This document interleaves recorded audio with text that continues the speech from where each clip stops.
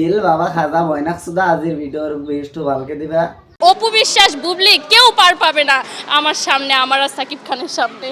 অপু বুবলি কেউ পার না হলে আমি ঠিকই আপনার সামনে পার পাবো, আপনি আমার বলে আসবেন একবারে পার পায় খাই দিন, মানে ক্ষমতার কথা বললাম।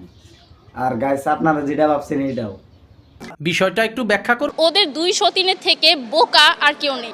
ঈশ্বর কি সাকিব আমার জুটি লিখতে পারতো না। ঈশ্বর কি এই মাগির সাথে আমার মিলন লিখতে পারলো না। এই নায়িকাকেই ধরে সেই নায়িকাই প্রেগনেন্ট হয়ে যায়।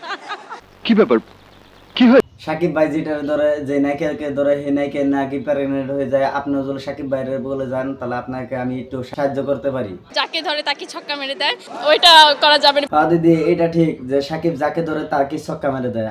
আপনি বেশি করে লিবিরি করবেন না, কারণ সাকিব ভাই আপনাকে ছক্কা মারবে।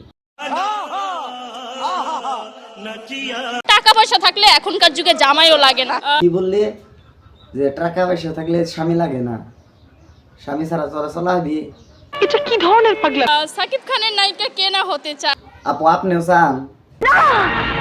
তবে একটু প্রবলেম আছে, কি প্রবলেম আছে আপু? বলা যাবে না। কেন বলা যাবে না?